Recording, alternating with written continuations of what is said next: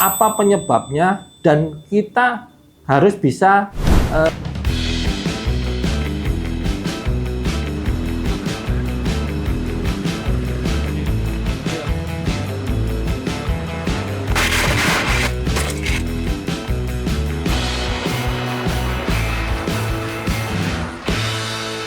Selamat datang kembali di channel YouTube Suhu Baterai. Hari ini kita membahas mengenai ini charger ya, charger aki ya. Ini yang saya beli, barusan saya beli. Ini saya melihat ada satu yang nggak beres. Ini masih segelan ya, masih segelan. Kotaknya saya pas. Setelah saya coba itu memang ada keanehan ya, tegangannya tidak stabil. Nah, seperti ini ya kejadiannya ya. Jadi kita tancapin ke listrik. Ini dia berkedip, menandakan bahwa dia itu tegangannya nggak bisa stabil, jadi naik turun gini. Seharusnya kalau dia memang full charge, dia nyala atau mati, benar-benar mati atau nyala. Nah, seperti kayak gitu ya. Ini charging indikator, jadi waktu ngecas dia nyala di sini mestinya, seharusnya tidak berkedip seperti ini. Ini kan berkedip, lip. Nah, kita ukur aja tegangannya. Ini mungkin teman-teman bisa lihat tegangannya di sini. Nah, ini dia tidak stabil, bener kan? Kadang 10, kadang 10, berapa, kadang 13, kadang 14, kadang berapa ini 15 ya. Bergoyang terus ya. Jadi ini tidak boleh. Sebetulnya rangkaian charger ini tidak bisa dipakai karena nggak stabil. Coba kita bebani ya, apa yang terjadi kalau kita bebani. Tegangan baterainya 13,32, kemudian kita bebani di sini. Di sini juga perhatikan nanti ampernya ya, di sini ya, keluar berapa ya, dia berfungsi enggak ya. Ini tegangannya dia 13,7678 naik ya, naik pelan-pelan naik ya. Ini arusnya juga jalan, berapa ampere ini, 6,6 ya. Teman-teman bisa lihat di sini arusnya ya, mungkin ya, perhatikan ya, arusnya di sini 6,6. Waktu dikasih beban dia tegangannya bisa lumayan stabil. Tapi pada akhirnya nanti kalau dia sudah penuh, dia nanti akan bergoyang lagi. Karena kenapa? Memang dari sumbernya ini sudah bergoyang. Seperti itu. Nah, ini kita coba analisa apa kira-kira yang menyebabkan ini semua. Selain itu juga, kalau kita dengar di sini, itu kalau kita lepas ya, bebannya kita lepas, kalau dengar di sini ada bunyi tik tik tik tik tik tik tik gitu ya. Mungkin dekatkan ya mikrofonnya ya.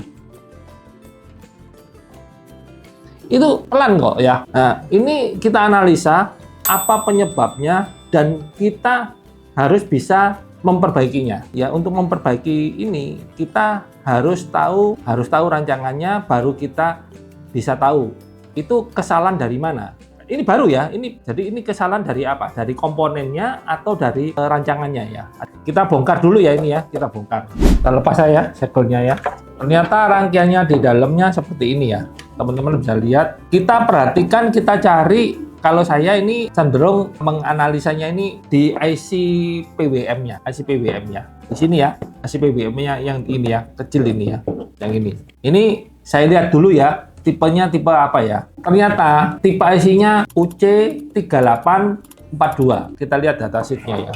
Ini IC-nya, ini UC3842 ya. Ini yang dipakai yang 8 pin ya. Di sini ada keterangannya kaki-kakinya. Di sini VCC, ground, RGBT, feedback, kompensasi, sense-nya di sini. Ini ground-nya, ini output-nya dari VCC. Sama dari VCC ini outputnya ya. Outputnya ini V referensi. Teman-teman bisa download ya sendiri ya dari Google, itu kita cari UC3842 datasheet gitu ya. Nanti teman-teman bisa lihat di situ datasheetnya seperti apa. Nah, di sini saya mau jelaskan ya. Ini saya curiga tegangan di VCC ini tidak stabil. Kenapa ini nggak stabil? Karena gini, di datasheet ini ada rangkaian dasarnya. Pengaplikasinya biasanya gimana? Rangkaian dasarnya seperti ini ya. Teman-teman nanti lihat seperti ini ya. Di sini ada VCC, di sini ada outputnya, di sini sensor arus, di sini clock-nya ya.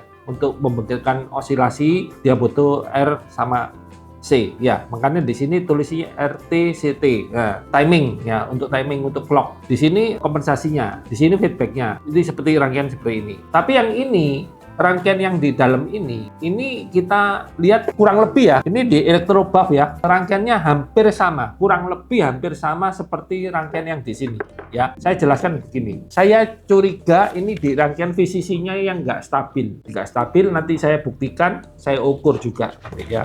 Jadi begini, IC ini seperti datasheet ya, di datasheet itu ada namanya undervoltage lockout section, UVL. Ya, dia startnya IC ini bekerja kalau dapat tegangan start itu sini tipikalnya 16 volt. Kemudian kalau dia sudah start, kemudian dia butuh tegangan minimal yang untuk mempertahankannya dia itu 10 volt. Ini fungsinya gimana sih? Maksudnya gini. Jadi tegangan VCC ini, IC ini bisa bekerja kalau tegangan di sini VCC diawali dengan tegangan 16 volt. Dia jalan baru kemudian dia mengeluarkan output di sini. Begitu ini nyala, ini nyedot arus. Akhirnya tegangan di sini turun karena kan terisi di kapasitor ini. Tapi ini sempat mengeluarkan output sehingga MOSFET ini bekerja. Kalau MOSFET ini bekerja, otomatis ada induksi arus yang mengalir ke sini, menginduksi spool yang ini, sehingga spool ini menghasilkan tegangan. Yang tegangan ini di mana dimasukkan ke VCC lagi.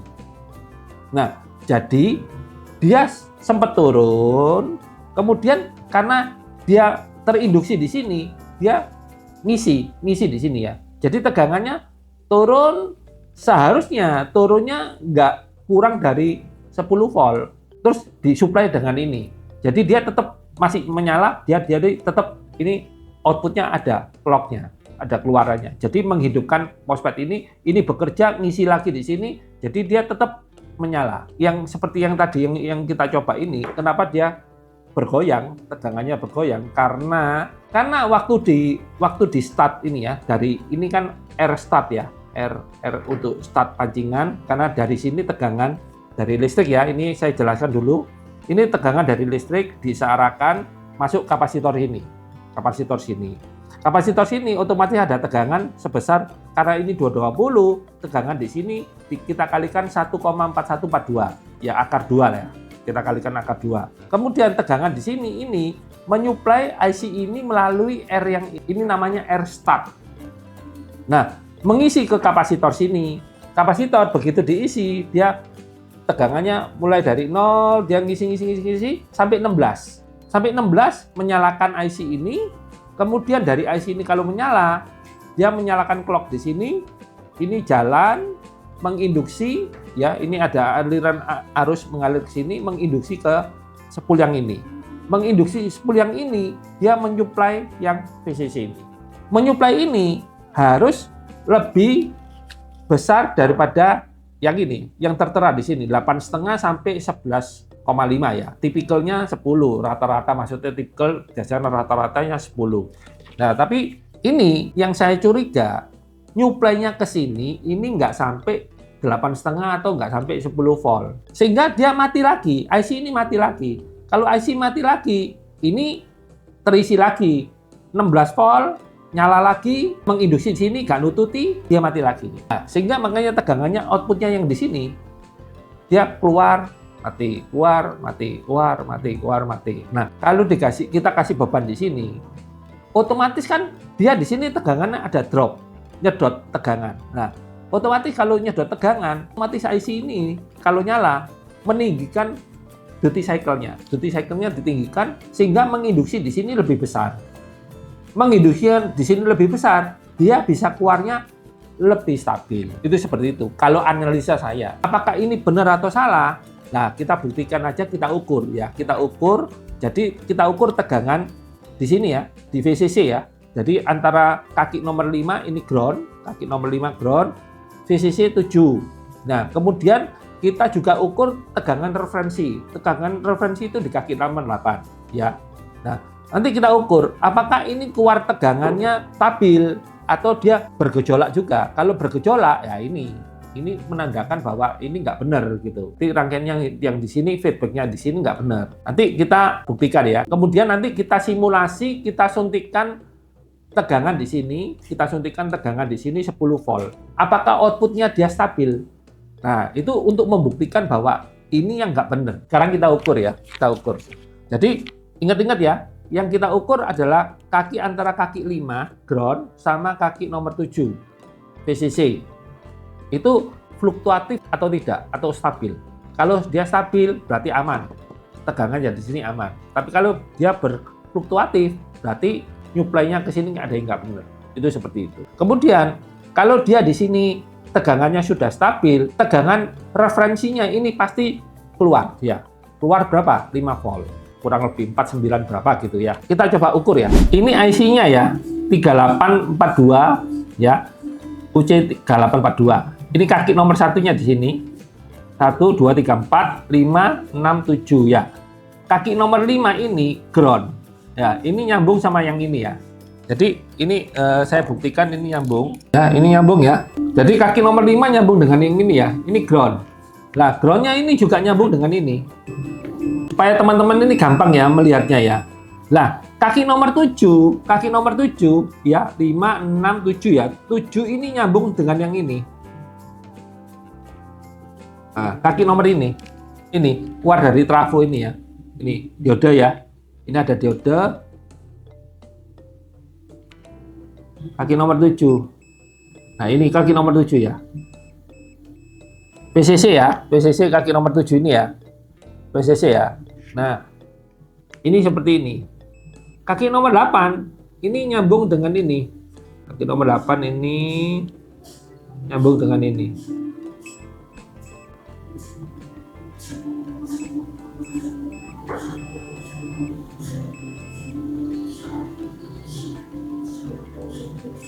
Ada kondensator kecil di sini ya. Ini nyambung kaki nomor 8 ya. Kaki nomor 8 nyambung dengan ini. Kaki nomor 7 nyambung dengan diode ini ya. Seperti ini ya.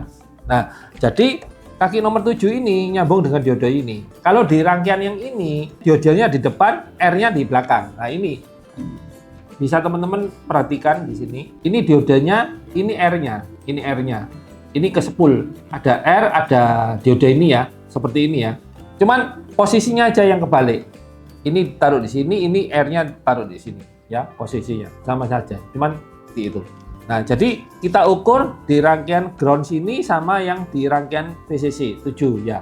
Jadi kita ukur antara pin ini, yang titik ini ya, titik ini sama titik yang di sini ya. Itu nanti bergoyang atau tidak. Nah, kita coba ya, kita ukur. Nah, itu tegangannya teman-teman bisa lihat di situ bergoyang terus ya.